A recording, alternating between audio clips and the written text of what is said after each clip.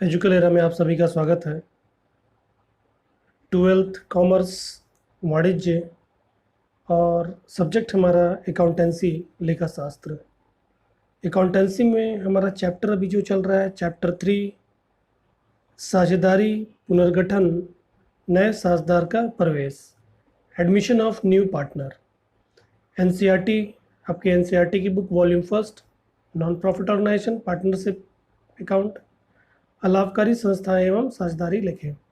इस चैप्टर पर ये जो वीडियो है वो पार्ट नंबर 4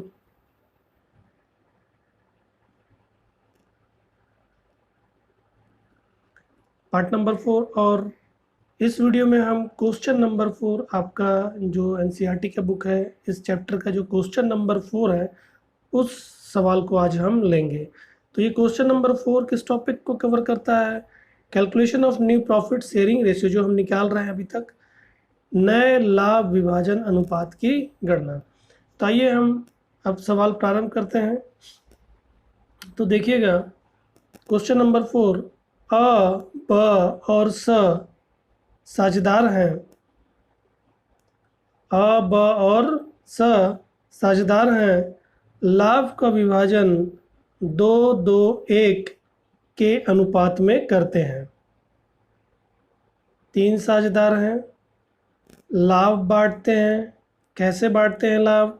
2-2-1 के अनुपात में, मतलब कि लाभ को उसके 5 हिस्से करेंगे। 2-2-4-1 5 5 हिस्से करेंगे। 5 में से 2 हिस्सा अ का है, 5 में से 2 हिस्सा ब का है और 5 में से 1 हिस्सा स का है। आगे बोलता है वे द को 1/8 भाग के लिए प्रवेश देते हैं। वाक्य कह रहा है कि ये साझेदार क्या करते हैं? द को नए साझेदार के रूप में अपने व्यापार में प्रवेश देते हैं, एडमिशन करते हैं और उसको लाभ में हिस्सा कितना देंगे? 1/8 भाग। मतलब कि अब लाभ के 8 भाग ये लोग करेंगे और उसमें से 1 भाग जो है वो द का होगा। आगे बता रहा है वे द को 1/8 भाग के लिए प्रवेश देते हैं जो कि वह अ से अधिग्रहित करता है। देखिएगा पॉइंट क्या कह रहा है। पॉइंट कह रहा है कि द को 1/8 भाग दिया जाएगा हिस्से के रूप में उसके, और ये वो 1/8 भाग जो लाभ का हिस्सा जो वो प्राप्त कर रहा है वो किससे प्राप्त करेगा? पूरा का पूरा अ से प्राप्त करेगा। मतलब कि अ के हिस्से में से ये लेगा। यहाँ पर ब और स अपने हिस्से में इसको कुछ भी नहीं देंगे। तो यहाँ पर अ क्या कर रहा है? अ केवल त्याग कर रहा है, अपने हिस्से में से काट कर इसको देगा। नए लाभ विभाजन अनुपात की गणना करें। आपको नए लाभ विभाजन अनुपात की गणना करने को कहा जा रहा है। तो हमने सवाल को देखा, थोड़ा सा इसको हम रफ वर्क में सवाल को देखते हैं कि सवाल आखिर में कह क्या रहा है। तो कहता है कि जो नया साझेदार है उसको 1/8 भाग लाभ के भाग के रूप में दिया जाएगा। यानी कि लाभ के अब 8 हिस्से होंगे, 1 2 3 4 5 6 7 8। उसमें से एक हिस्सा जो है वो किसका होगा? द का होगा, नए साझेदार का होगा। ठीक। और ये अपना हिस्सा किससे प्राप्त कर रहा है? केवल अ से प्राप्त कर रहा है। मतलब कि अ के हिस्से में से 1/8 काट दिया जाएगा और दे दिया जाएगा किसको? द को दे दिया जाएगा। हम देखते हैं ये तो नया हो गया जो अभी बनेगा। आप देखेंगे पुराना अनुपात इनका, पुराना अनुपात जो इनका था 2-2-1 का है। 2-2-1 मतलब कि 5 हिस्से पहले हो रहे थे। 1 2 3 4 ये 5 हिस्से हो रहे थे। उसमें से 2 हिस्सा अ का था, 2 हिस्सा ब का था और एक हिस्सा स का था। ये आ का हो गया, ये ब का, और ये स का। अब नया साझेदार जब आया तो उसको 1/8 हिस्सा प्राप्त हुआ। ये 1/8 प्राप्त किससे कर रहा है? पूरा का पूरा आ से प्राप्त कर रहा है। तो आ का हिस्सा जो ये था पहले, उसमें से क्या किया, ये 1/8 जो इसका हिस्सा बनता है वो इसमें से द को दे दिया जाएगा, मतलब कि आ के हिस्से में से इतना काट दिया जाएगा।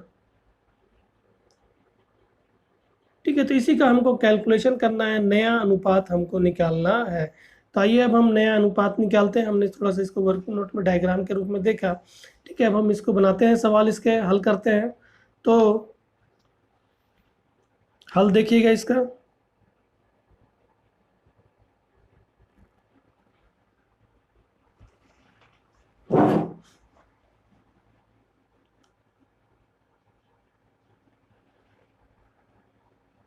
ठीक है, तो नए साझेदार का भाग यानी द का भाग,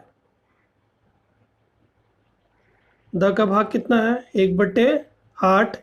किससे प्राप्त कर रहा है वो 1/8? आ से प्राप्त कर रहा है, पूरा आ से अधिग्रहित कर रहा है। तो हम निकालते हैं अब, क्योंकि हमको यहाँ पर सवाल में डायरेक्टली बता दिया गया है कि द जो है वो अपना भाग पूरा अ से प्राप्त कर रहा है। तो अ का जो हिस्सा है उसमें से अब 1/8 हटा देंगे तो अ का नया हिस्सा आ जाएगा, और इनका हिस्सा जो है वो पहले जैसा ही है। इन लोगों कोई भी त्याग नहीं कर रहे हैं, तो इनके हिस्से को हमको बस इसके सवाल में हम देखेंगे इसके हर को हमको केवल मिलाना है। तो देखिएगा, पहले अ का निकालते हैं। द का भाग तो हमको मालूम है, सवाल में बताया हुआ है। अब अ के लिए अ का नया अनुपात,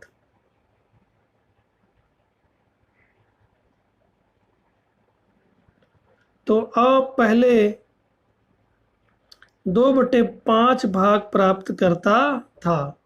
पहले 2/5 भाग प्राप्त करता था। अब उसने क्या किया, अपने में से 1/8 भाग दे दिया द को।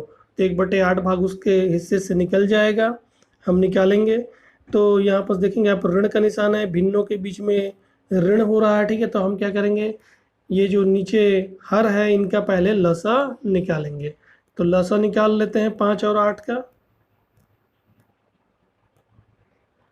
2 के पहाड़ा में 2 के पहाड़ा से काटेंगे, 2 का पहाड़ा 4 बार पढ़ेंगे, 8 आ जाएगा। 5 नहीं कटेगा, 5 को वैसे उतार देंगे। फिर 2 का पहाड़ा पढ़ेंगे, 2 दूनी 4, 5 नहीं कटेगा, वैसे उतार देंगे।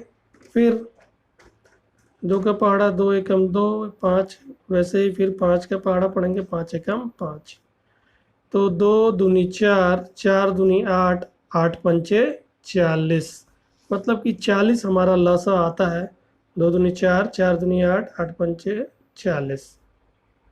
तो 40 हमारा लसा आता है। इस 40 लसों को हम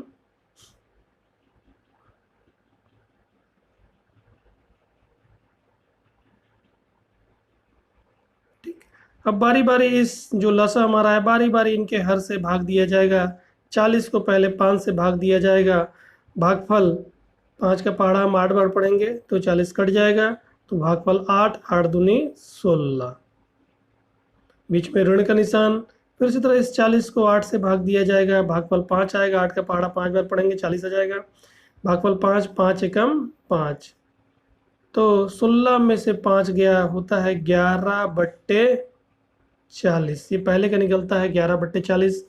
आ का नया अनुपात 11/40। उसी तरह ब का निकालते हैं। ब का नया अनुपात देखेंगे, इसका पुराना अनुपात 2/5 है, इसने कोई भी त्याग नहीं किया है। तो हमको क्या करना होगा, बस इसके हर को, यानी कि जहाँ पर 40 आया इसके हर को 40 के बराबर करना होगा। तो 40 करने के लिए क्या करना होगा, 5 को 8 से गुणा करना होगा। 5 अट्ठे 40। जब नीचे से हर को 8 से गुणा करें तो ऊपर भी 8 से गुणा कर देंगे। तो 2 अट्ठे 16, 16/40। 40।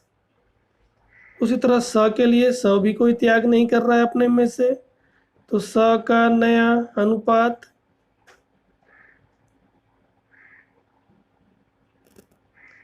इसको प्राप्त होता था पहले 1/5, 1/5, 1/5 प्राप्त होता था। अब ये भी कुछ भी त्याग नहीं कर रहा है, इसके भी हम हर को बराबर करते हैं, 40 के बराबर लाते हैं। तो 5 यहाँ पर लिखा हुआ है, तो 5 में कितना गुणा करना होगा कि 40 आ जाए? 5 में 8 गुणा करना होगा, 5 8 40, ऊपर भी 8 से गुणा कर देंगे, तो 8 एकम 8 और 5 8 40। ये इन तीनों का हो गया 11/40, 16/40 और 8/40।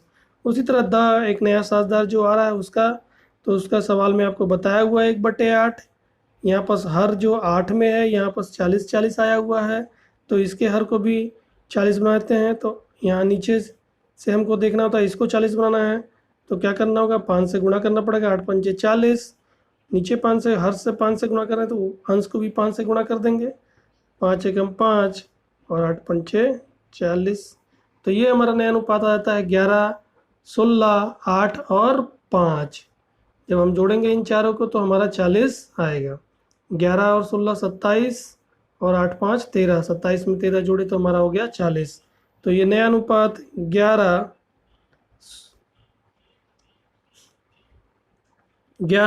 16, 8 और ये 5, यही हमारा उत्तर है। तो ये हमने क्वेश्चन नंबर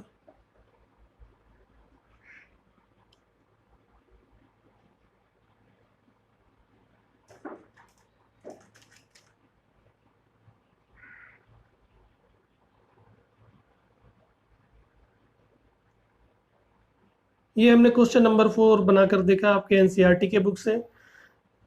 टॉपिक हमारा था नए लाभ विभाजन अनुपात की गणना। तो आशा करता हूँ कि आपको ये सवाल जो क्वेश्चन नंबर 4 है आपके पेज नंबर 168 एनसीईआरटी की बुक में जाकर आप इस सवाल को देख सकते हैं। तो आशा करता हूँ कि आपको ये सवाल का जो सॉल्यूशन है, हल जो है वो समझ आया होगा। अगले वीडियो में मैं क्वेश्चन नंबर 5 का सॉल्यूशन लेकर आऊँगा। आज के लिए इतना ही, धन्यवाद। तो यदि वीडियो अच्छा लगे तो प्लीज़ मेरे वीडियो को लाइक और शेयर करना ना भूलें, और नोटिफिकेशन बेल को सब अगर मेरे चैनल को सब्सक्राइब नहीं किया है तो प्लीज़ मेरे चैनल को सब्सक्राइब करना ना भूलें, और नोटिफिकेशन बेल को भी प्रेस करना ना भूलें, जिससे आने वाले वीडियो का नोटिफिकेशन आपको प्राप्त होता रहे। आज के लिए इतना ही, धन्यवाद।